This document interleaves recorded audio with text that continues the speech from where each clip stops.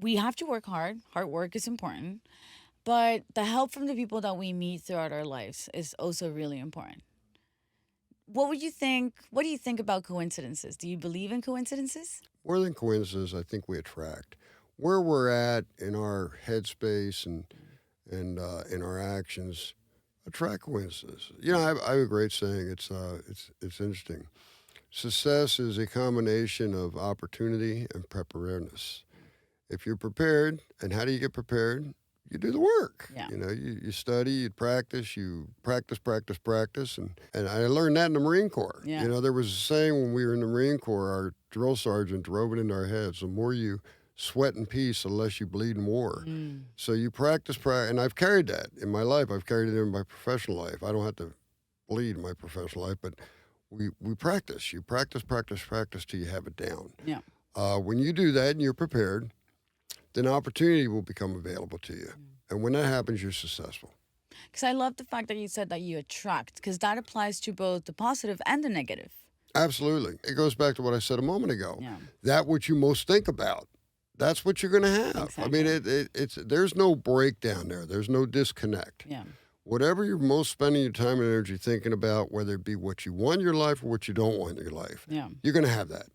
As a leader, it's sometimes difficult when people are in that negative headspace and getting to realize that they're actually attracting that rather than, as you say, making the choice of not, or making the choice of making sure that they're doing the right choices in order to attract the success that they want. That goes back to coaching. And I got to tell you, it's an inside job as well.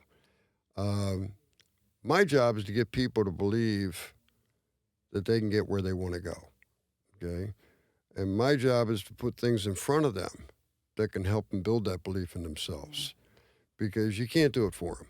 Understand that. And you can time again give people things, but if they're not willing to do the work Yeah.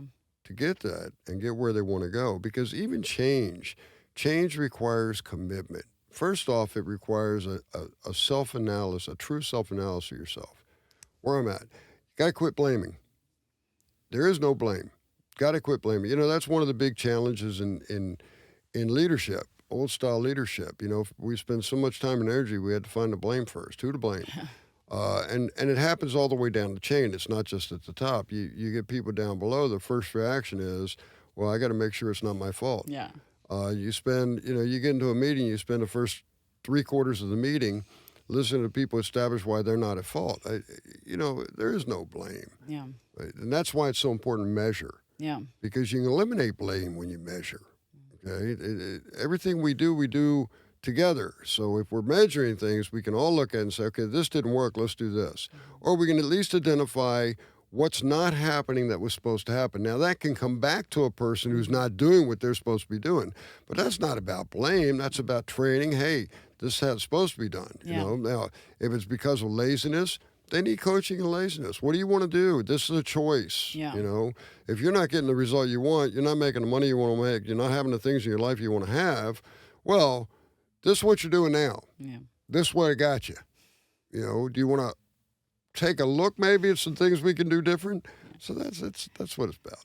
I love that. But I think a question that I've heard in many podcasts and many leadership conferences and whatnot is a question that I think a lot of leaders will identify with, which is when to let go. I've done this, I've done the coaching, I've done all the steps that many leaders have taught me. Still doesn't work. When do I let go? I think my answer to that is, what are you expecting? Yeah. It's not magic. You have to do certain things. You have to learn certain skill sets. You have to think about what you say. Words are important. We can have a conversation right now, and I could say something in a certain way that could damage our relationship moving forward. Yeah. So words are important in your conversations. Words are very important. And when you're talking to people and you're trying to help people to go forward. As an individual, here's what I would say as an individual. You either got what you want in life or you don't. Okay? Nobody's fault. Okay? Forget about fault. Forget about blame. You either got what you want or you don't have what you want. Okay? You're doing this. if you keep doing this, that's what you're going to have. Yeah. Okay, that's pretty basic. Okay, when you say you go and you're doing all this work and you're doing this to self-development conferences and you're doing all these things, I would say step back and take a look at, are you really? Are you going to, I give you an example, and this guy is great at this. Anthony Robbins. This is a man that brings 10,000 people into a stadium. 10,000 people with that mindset. Oh, I've done that, hadn't really worked for me, but I'm going to go watch it, right? And he takes those people, and in half a day, he turns them into raving fans, jumping up and down, yelling and screaming. Not because he's telling them to, but because of the way he's giving them the message the delivery. and the energy that he's giving. That's a big thing about leadership, the example, right? So many leaders today want to tell people what to do, but they're not willing to do it themselves. Mm-hmm. Well, that's not leadership. That's not leadership. You can yell at me till you're blue in the face about doing something, but you go do something that I see as giving you a result, I'm going to follow that, okay? Same thing with self-motivation, self-development, all the skill set. You got to go into it wanting it. You got to go into it with the mentality that I want to go learn something because what I'm doing now hasn't got me to where I want to be. Yeah.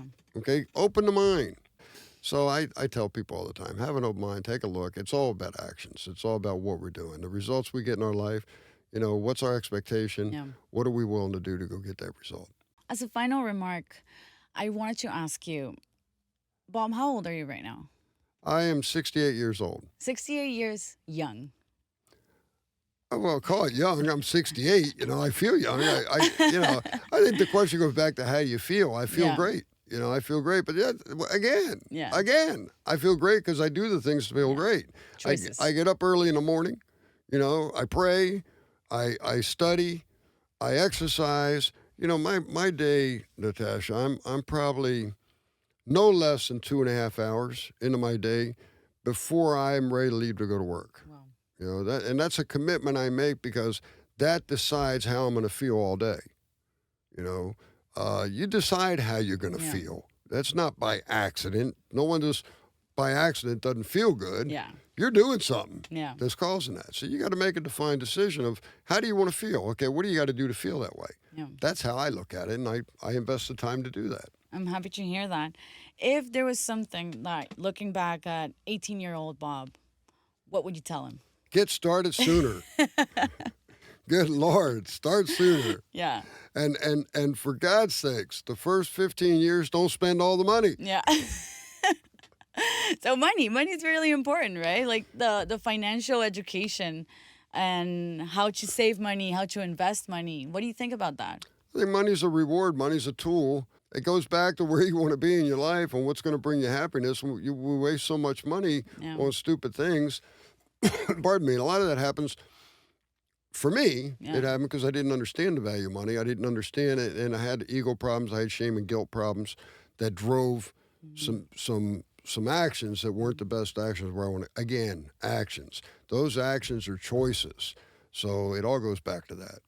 But yeah, money can be important because it gives you the ability to do the things you want to do in your life. There's sometimes it's, you have to work really hard to take care of your responsibilities. Mm-hmm. And to be able to get ahead of that game, you got to give the importance of money that it has. I tell my kids now, I tell them now, look, invest. Don't spend the money. Put it in something. Don't wait that it's going to happen overnight, right? Investment is investing in something and letting it mature. Yeah. It's not a short-term thought. Mm-hmm. Thank you so much for that. I can honestly tell you this has been very rewarding for me personally, obviously. I'm guessing I'm going to get a lot of questions about what people want to ask you. So perhaps maybe we can do another one with all these questions. I'll be happy to come back and do this. I enjoy, like I said, I'm a salesperson. I like to hear the sound of my own voice. Hopefully, some of what I'm saying is valuable to other people. A lot. I want to take an opportunity to thank everybody that's here with us, all the technical staff and sound guy, Adrian, Gabby, Gabby's son, nice seeing Gabby's son. You guys, I appreciate all the help with this, and yeah, let's do it again. Most definitely. Thank you so much for being here, Bob. Thank you.